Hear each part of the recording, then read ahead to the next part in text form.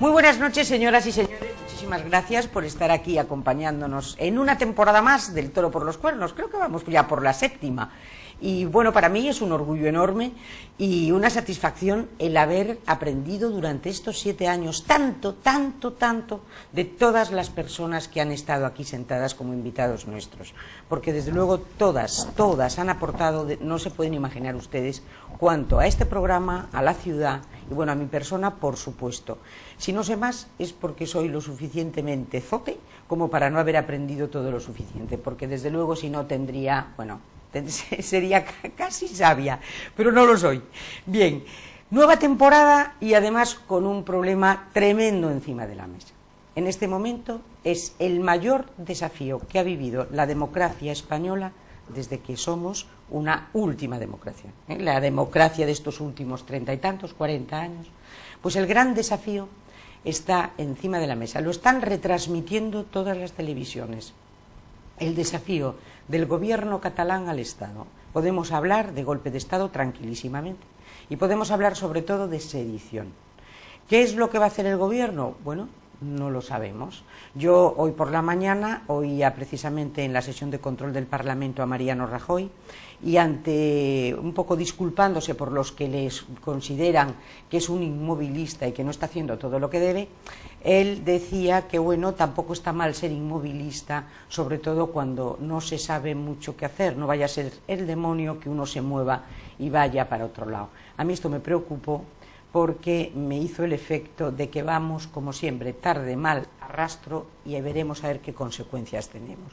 En este momento ustedes saben muy bien lo que ha dicho el Tribunal Constitucional, la ilegalidad tanto de la ley de referéndum como de esa ley que se llama la ley de transitoriedad, pero el gran problema lo tenemos encima de la mesa y desde luego estamos retransmitiendo y viendo a diario un golpe de Estado. ¿Dónde queda el 23F?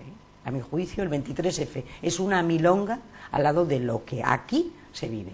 Para hablar de eso, para hablar de lo que es Cataluña, de lo que es en su día la provincia catalana, hoy la comunidad autónoma catalana, de su verdad y de todas las enormes mentiras que están envolviendo este proceso, pues tengo la inmensa suerte de abrir temporada y de contar esta noche con Nona Inés Vilariño. Ustedes la conocen de sobra.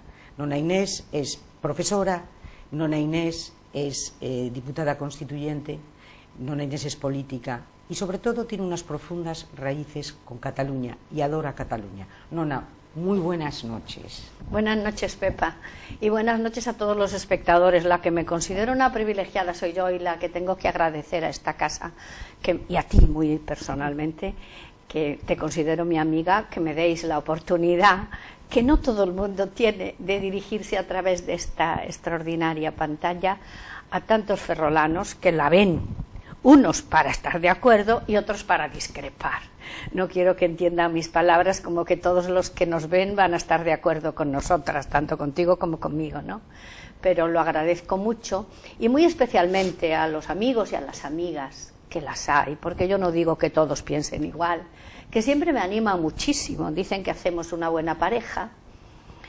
Y entonces, pues cuando me llamas ya sabes que solo he puesto una condición, que yo no quiero estar permanentemente delante de las cámaras porque creo que no es para eso, ¿no? Pero que estoy encantada de venir cuando me lo pidas con el cariño que me lo pides y sobre todo porque me dan la oportunidad de expresar lo que yo pienso y lo que yo siento. Nona, gracias, pero ¿cómo ves tú este panorama? En principio, porque nos vamos a hablar, la primera parte la vamos a dedicar un poco a perfilar las verdades y las mentiras de las reivindicaciones de Cataluña.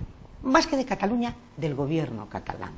Por supuesto, porque no sabes cómo me gusta que digas eso, porque uno de los gravísimos errores que hemos cometido todos, y yo me incluyo, es que durante décadas les hemos permitido a los que entonces solo eran nacionalistas catalanes y que hoy se han convertido en secesionistas, apoderarse del término Cataluña, como si ellos tomando la parte por el todo, que es la peor manera de, digamos que, embarrar la verdad, la primera verdad. Y es que lo único que han conseguido de momento los secesionistas es una fractura tremenda de la sociedad catalana, en la que ya no se puede ni hablar en las familias de esto. de este problema de política, porque surgen enfrentamientos tremendos. Yo te contesto sin paliativos. Yo veo muy preocupante la situación, pero muy, muy preocupante. Y observo con una cierta perplejidad como muchos de los que hace unos meses negaban que se llegase hasta aquí, hoy son conscientes. Digo con perplejidad porque a mí me lo pareció siempre, quizá por mi deformación de profesora de historia, que yo sé lo que ha pasado en otros momentos. Y entonces, mira, la historia hay que saberla, conocerla y luego aplicarla en lo que sea aplicable, aunque los tiempos sean distintos. Entonces yo lo veo con muchísima preocupación. Estoy segura que los secesionistas, y quiero recalcarlo, van a intentar llegar hasta el final, poner todas las urnas que puedan y desafiar al Estado, desafiar a España, a toda España, a la nación española, que no me da ningún tipo de reparo decirlo porque así está establecido en la Constitución, una vez más a lo largo de la historia generando una situación insufrible que quiera Dios que no obligue a tomar decisiones que nadie quiere que tomemos, empezando, estoy segura, por el gobierno, y que yo sí sé que las drásticas no habrá que tomarlas porque no será necesario. Hay elementos jurídicos suficientes para poder anular el proceso, aunque queden flecos. Bueno, el proceso ya está anulado, sí. Pero vamos, para llegar hasta el 2 de octubre sin permitir que se consolide lo que sería una tropelía incalificable en la Europa de hoy, en el mundo de hoy y en la España de hoy. Pero de todas formas, tú dices, hay elementos jurídicos suficientes. Yo estoy totalmente de acuerdo contigo. Pero lo que es una realidad es que estos señores, Puigdemont y compañía, se están saltando la ley a la torera. O sea, te están diciendo, a mí me da exactamente igual que el Tribunal Constitucional diga lo que diga, porque para mí ustedes ya no son mi ley. Mi ley me la acabo de dar yo en mi Parlamento con la famosa transitoriedad. Y entonces llega un momento en que si ellos van a decir que su ley no es esta ley, elementos jurídicos ya no vamos a tener. Bueno, vamos a ver, los elementos jurídicos son imprescindibles para luego adoptar otras decisiones judiciales, en principio. Claro. Y entonces, no olvidemos, porque hay que reconocerlo todo, que hay políticos catalanes inhabilitados ya y condenados a pagar incluso cifras de millones de euros por el estropicio patrimonial que le han provocado a Cataluña con el desafío del referendo anterior. Es cierto que se dice ya que por haber permitido aquel referéndum, yo fíjate, no quiero ser políticamente correcta, porque creo que eso es uno de, luego a lo mejor tenemos ocasión de hablar, yo creo precisamente que es mucho más grave dar un paso de más, porque eso ya no tiene arreglo, que dar un paso de menos, que siempre puedes corregirlo. Y es verdad que en la ocasión anterior había dudas muy serias en relación con qué es, hasta dónde se podía llegar, porque no se había modificado la ley del Tribunal Constitucional, que le permite al Tribunal Constitucional hoy tomar una serie de decisiones inmediatas y rápidas para parar. Entonces yo, y no por corrección política, porque lo que voy a decir a continuación también hay mucha gente que no lo acepta, ¿no? Creo que hay que agotar, mientras no se ponga en peligro, en primer lugar la paz, porque es que ya tenemos que pensar que aquí hay catalanes fraccionados en uno y otro, algunos de los cuales yo sé lo que no harán jamás otros, pero algunos que, bueno, no tenemos más que ver lo que han hecho hasta con la bandera francesa y el acoso al que están siendo sometidos los alcaldes que no aceptan el referéndum y el acoso personal de mucha gente. Y vamos a ver qué pasa con los Mossos, porque el mayor de los Mossos ha dicho que va a acatar, pero yo a acatar lo que le ha ordenado, porque es un sistema jurídico. Los Mossos son policía judicial y también tienen, yo me asombro cuando leo en los periódicos a dónde hemos llegado, el fiscal general de Cataluña dar órdenes a los Mossos, naturalmente, si es policía judicial además, y tienen que obedecer. Entonces yo creo que, mira, así como soy yo muy crítica con Rajoy, en lo que ha sido su trayectoria a lo largo de los años, que me ha parecido que, sobre todo una cosa, que con mayoría absoluta, como lo dice siempre mi hija y tiene razón, con mayoría absoluta a mí me parece que ha traicionado a una parte importante de sus votantes. No se trata de aplastar a nadie, pero si tú tienes mayoría absoluta para hacerlo, sé valiente y digamos que aplica tu programa electoral en lo que puedas, porque hay cosas, yo soy de las que digo que la reforma constitucional necesita consensos y lo mismo también mucha gente, ¿por qué no reformó la ley electoral? Yo lo haría si fuese, que nunca voy a hacerlo, también es muy fácil decirlo porque no me iba a corresponder a mí. Yo reformaría la ley electoral y empezaría por la reforma en los ayuntamientos. Pero bueno, él ha entendido que en los usos y costumbres españolas, desde la transición, algunas decisiones tan importantes como esa se ha intentado que fuesen por consenso. Yo además tengo la firme convicción, y ya sé que esto que digo no le gustará mucho seguramente, de que si la hubiese reformado, hoy el Partido Socialista no hubiese abierto la boca, ya te lo digo.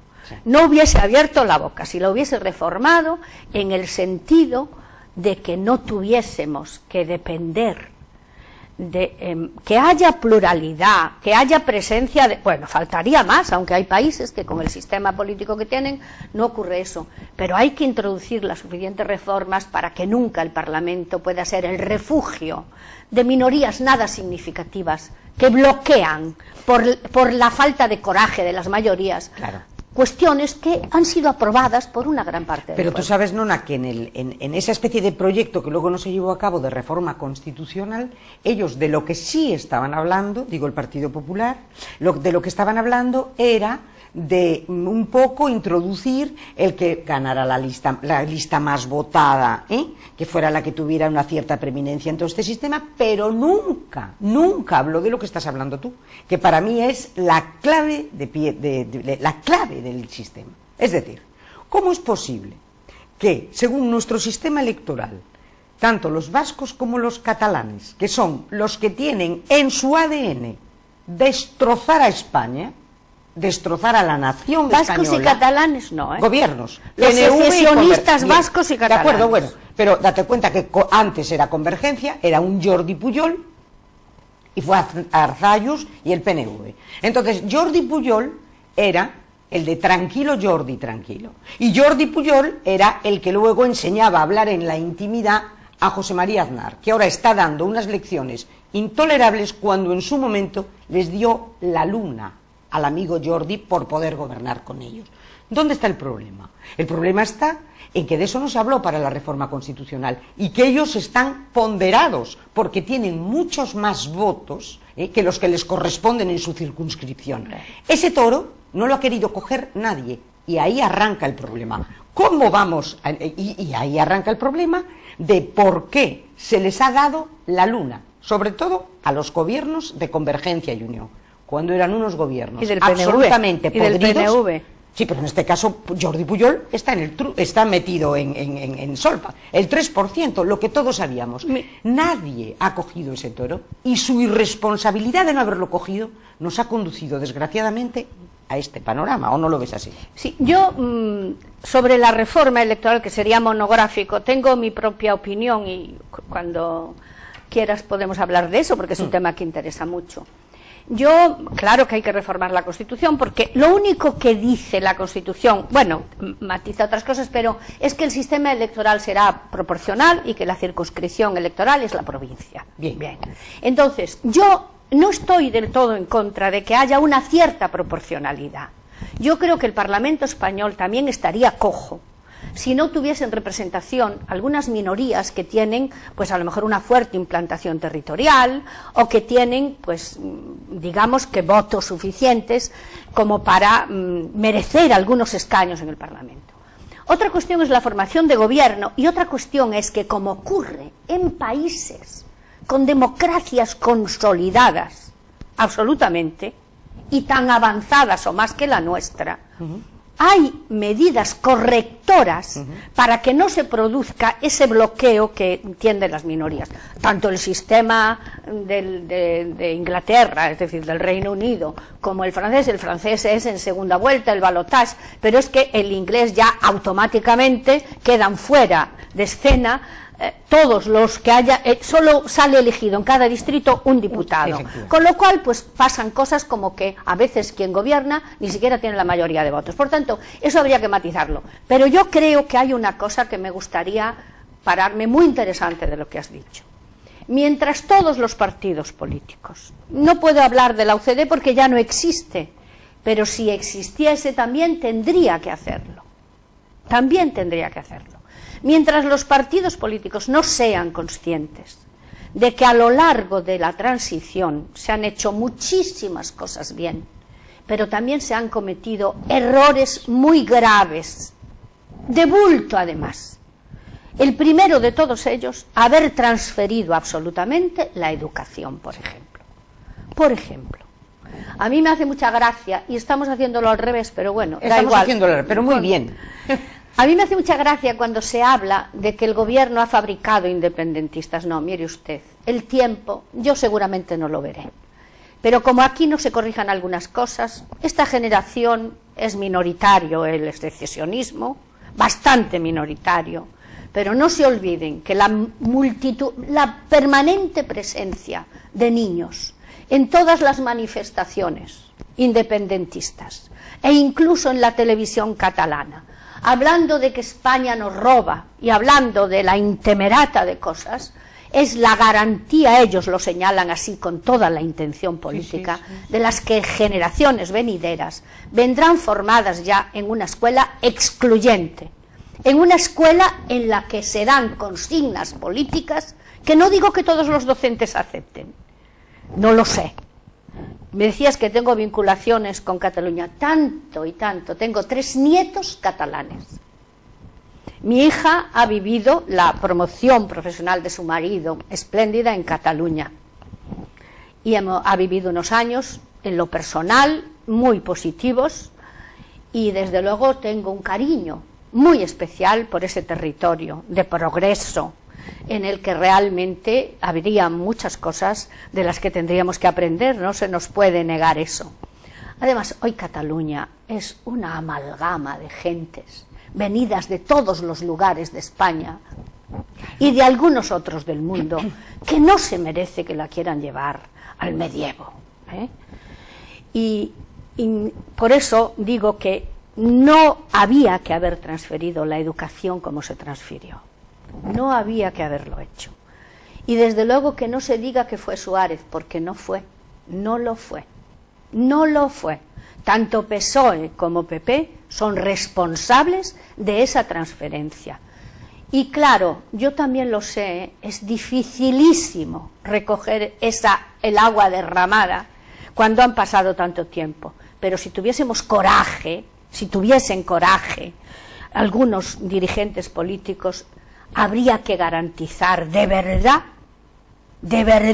la libertad de enseñanza, la de creación de centros docentes. Y solo pongo un ejemplo. Vale, la Generalitat no crea más que centros en los que la lengua vehicular, diga el Tribunal Constitucional lo que diga, sigue siendo el catalán. Bien. Y en la que los padres se ven privados de... Yo me pregunto, ¿por qué? De la misma manera que se crean otros centros, no se pueden crear centros también en los que se respete que haya multitud de padres en Cataluña, en los que, mire usted, no es que les dé a elegir cuando entran, es que ya eligen antes de entrar para no segregar. Los que son tan amigos de condenar la segregación entre niños y niñas, que, pues fíjate tú, proponen una solución que es cuando lleguen al colegio que digan si quieren en catalán, pues ya no están a tiempo de hacer eso, que haya colegios en los que se garantice la libertad de elección de los padres a la hora de elegir la lengua vehicular. Fíjate que eso no significa la erradicación del catalán. El catalán, igual que el castellano, debe ser dominado y garantizarse ese derecho, porque es una riqueza por todos los alumnos catalanes. igual que el gallego, que si las cosas no cambian es un ejemplo. Aunque haya gente que se queja, yo no estoy de acuerdo. Hay una paz escolar grande en Galicia, creo que el presidente de la Xunta y los conselleiros han encontrado una vía intermedia en la que cabemos todos y que aunque haya desmadres en un sentido o en otro, caminamos en paz. No hay un conflicto lingüístico, por mucho que se quiera crear. Y el gallego, ¿es verdad que cada vez se habla menos? Pues claro, porque, y fundamentalmente las redes sociales, es que están desplazando a las lenguas minoritarias de una palabra tremenda y no se hace una lengua mayoritaria por decreto.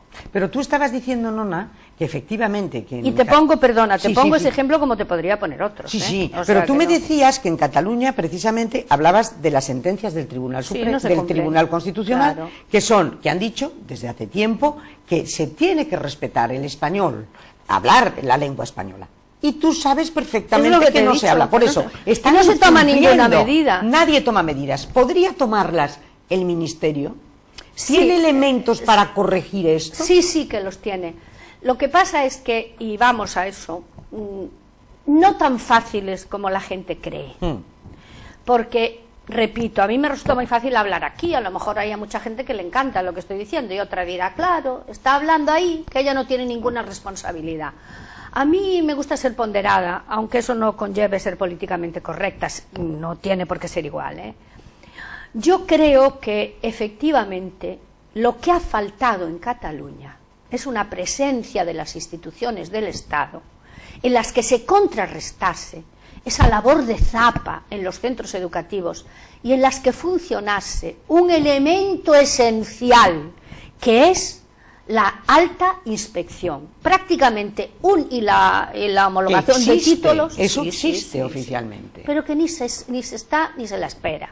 Cuando es la encargada, desde que cuando se inicia con el campo económico, de poner una multa, dices, pero si se pone en un centro público, se pone al Estado. No es verdad. El director del centro, el director del departamento, los profesores, conocen la legislación y son responsables de no aplicarla en su clase. Bien. Por tanto, hay formas, yo no quiero dar aquí una lección de... Pero se puede hacer. Pero se puede hacer. Ha habido una renuncia del Estado, totalmente, durante muchísimos años. Pero esa renuncia era una renuncia interesada. Claro, a condescender con el nacionalismo porque lo necesitaban para apoyarse, porque, bueno, a ver si así... Mira, hay una realidad histórica que la podemos comprobar. Fíjate lo que voy a decir. Podrá haber un referéndum pactado dentro de 2 años, vamos a poner por caso, que se celebre en toda España o como sea y que luego ellos interpreten, da igual, perderán, porque estoy segura que si hay un referéndum, a mí no me da miedo que haya el referéndum por el resultado, me da miedo porque no van a aceptar el resultado y van a volver. Y empezarán con la matraca para volver de nuevo, y eso es así en la historia, y por mucho que me digan, pues es así. Pero es que yo entiendo que los nacionalistas, tanto vascos como catalanes, en este momento, ellos siguen su línea, pero además sin engañar a nadie.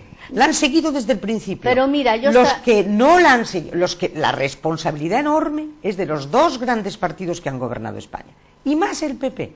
Porque acuérdate aquellas palabras de Arzallus, cuando terminó Felipe González, que dijo, he conseguido mucho más en 10 minutos con José María Aznar, con Aznar sí, que en 14 años con Felipe Pero González. Mira, ese es el problema de la derecha a lo largo de la historia de España, claro, que obedece a una profunda convicción personal de que tienen menor legitimidad política por mucho que los voten. Cuando aquí consigamos ese coraje de la política del centro y la derecha, cuando lo consigamos, se resolverán muchos problemas. Pero hoy la derecha española y el centro derecha están prisioneros de su complejo, no sé nacido de qué, de la supremacía y la superioridad moral de una izquierda que le da igual pactar con Esquerra Republicana, apoyar a Ada Colau aunque permita el referéndum, claro, que hablar hoy de nación, mañana de federalismo, pasado mañana estoy sí pero estoy no, con una errática, y eso ha sido así a lo largo de la historia. La izquierda también está profundamente dividida, pero hay una cosa en la que siempre se ponen de acuerdo. A ver qué hacemos para atizarle al centro y a la derecha. Y no tenemos más que pensar Y quería decirte antes, para que veas que no soy tibia, mira, yo creo que lo primero que tenía que hacer el gobierno es pedagogía, sí, y no cansarse de hacerla. Se habla mucho del artículo 155 y de que qué va a pasar, hasta nos viene el portavoz del PNV amenazando. Me imagino lo que pasaría si el gobierno español le dice al PNV que si siguen insistiendo en no sé qué, se planteará el cupo. Por ejemplo. Por ejemplo, ¿verdad? Que de derecho histórico no tiene nada, porque eso de los derechos históricos es otra mandanga fina. Primero, que el País Vasco como tal no ha existido nunca, que está mezclado con el territorio castellano, en fin. Pero esos son rollos que yo creo que la gente agradece que no los desarrollemos demasiado. Bueno, no lo sé, porque mucha gente no lo desconoce. Si quieres. Sí. Sabino Arana, sí, basaba el nacionalismo vasco en un racismo fulgurante, enorme, inmenso. Hablaba de la raza vasca, que luego han tenido que empezar a tapar todo eso, no de derechos históricos. Y es cierto que todavía tienen, digamos que como digamos, una disculpa de que es verdad, que hay una parte del País Vasco, sí, que nunca fue romanizada. Esa zona interior en donde se mantuvo el euskera, en donde el sistema era un sistema rural, nunca fue romanizada, a diferencia de la práctica totalidad del resto, con algunas excepciones de España, que tenemos la base común de la cultura y del derecho romano y del cristianismo, que es raíces absolutamente innegociables. 2000 años claro, en el ADN español. No se imponen, pero se respetan. No permites que te las cercenen, ¿no? Y luego, dentro de la libertad de cada uno, estoy de acuerdo en que no se mezcle la religión con el Estado, pero hay valores del cristianismo que son universales, claro, y que por el hecho de que sean cristianos no tenemos que perderlos, ¿no? Entonces digo, pero fíjate, hay una diferencia fundamental entre el País Vasco y Cataluña.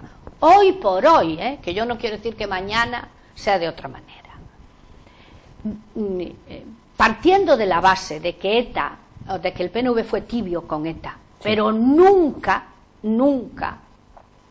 digamos que podemos considerar que el PNV era ETA. No, fue tibio, le vino bien que hubiese ese movimiento que llamaban ellos de liberación, pero no, digamos que a la hora de establecer cualquier comparación de este levantamiento, de esta vulneración del Estado de Derecho, el estatuto vasco que pretendieron hacer fue por la vía legal. Siempre, es verdad. E Ibarretxe lo presentó en las Cortes, salió derrotado, se fue y hasta su casa, le costó hasta su carrera política. Y hoy el PNV, por mucho que diga, no tiene ningún interés inicialmente en abrir ese melón. En primer lugar, que no es poco, porque no llega ya ni al 20% el número de vascos que defienden o quieren la independencia. En consecuencia, pues eso está muy bien como está. Exactamente. Tienen su cupo, tienen su bueno, y luego tenemos que decir, pues hay que quitarles el cupo. Todas esas verdades tan drásticas no son tan fáciles de llevar a cabo. No son, no. Para empezar, ni siquiera con la mayoría absoluta podría el Partido Popular hacer eso. Ni siquiera con eso. Y ya sabemos todos que hay otros partidos que jamás van a apoyar determinadas cosas. Por eso yo quiero colocarme mucho en el plano del realismo. ¿Y por qué dices que son tan diferentes a los catalanes, los vascos? Pues en esto que te estoy diciendo, que ellos no se alzaron contra el Estado de Derecho. Y estos se están alzando de una manera tremenda. Claro, entonces lo que ha pasado en el Parlamento de Cataluña, pues por mucho que les duela, es un golpe. Yo no sé si estoy equivocada, no será un golpe de Estado inicialmente, porque es incruento en el sentido de que, pero es un golpe al Estado con la intención de dar posteriormente un golpe de Estado. Sí. Pero vamos, que si hace falta echamos a nuestras huestes. Lo que ha ocurrido en el Parlamento catalán y en concreto la ley de transitoriedad, sí, solamente en la historia la ha contemplado la Alemania de Hitler, sí, cuando Hitler, consiguiendo el Parlamento, se carga toda la Constitución de Weimar y en ese mismo momento hace el Estado totalitario. Claro. Solo es comparable a ese momento. Y además hay una cosa, desde el propio Parlamento. Hay una cosa que tenemos que repetir muchísimo. El propio gobierno de la Generalitat es el primero que sabe que no puede reformar o iniciar la reforma del Estatuto de Cataluña y consolidarla sin una mayoría cualificada en el Parlamento, creo que es de 3/5 o de 2, bueno, da igual, una mayoría muy cualificada, que no vale ni con la mayoría absoluta ni de lejos. Pues bien, se consideran legitimados para proclamar la independencia y para hacer estas leyes con la mitad, o sea, tiene mayoría absoluta, es verdad, pero no tiene la mayoría cualificada que se necesita, no para proclamar la independencia, que ni con mayoría de ninguna clase se puede proclamar mientras esté la Constitución en vigor que está. Y no quiero terminar, este párrafo quiero decir, sin decirte por qué hablo del artículo 155. Es verdad.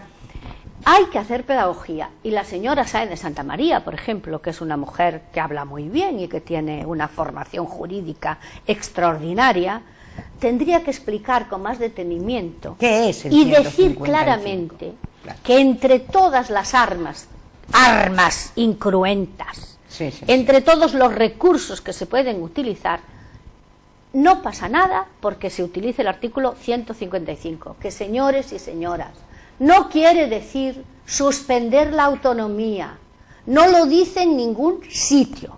¿Qué es el suspender 155? Determinado tipo de competencias que pueden poner en riesgo la seguridad nacional, el interés tal. Para ponerles un ejemplo muy claro, si los Mossos de Escuadra se niegan a obedecer la sentencia del Tribunal Constitucional, el Gobierno podría pasar a asumir la competencia de dirigir a los Mossos de Escuadra y destituir al mayor de los Mossos de Escuadra. Y como eso se puede hablar de llegar hasta la suspensión de las funciones del presidente de la Generalitat. Por lo tanto, el artículo es verdad que no determina, que es un artículo que tenía que haberse desarrollado por ley y no se hizo, pero interpretándolo con prudencia, y a Rajoy lo podemos acusar de cualquier cosa menos de imprudente, se pueden hacer muchas cosas para eliminar políticamente la amenaza, que es muy importante, de que se vaya a más en este desafío intolerable a lo que es el Estado de Derecho y la Constitución española. Seguimos enseguida, Nona, nos vamos un minuto a publicidad. Bueno.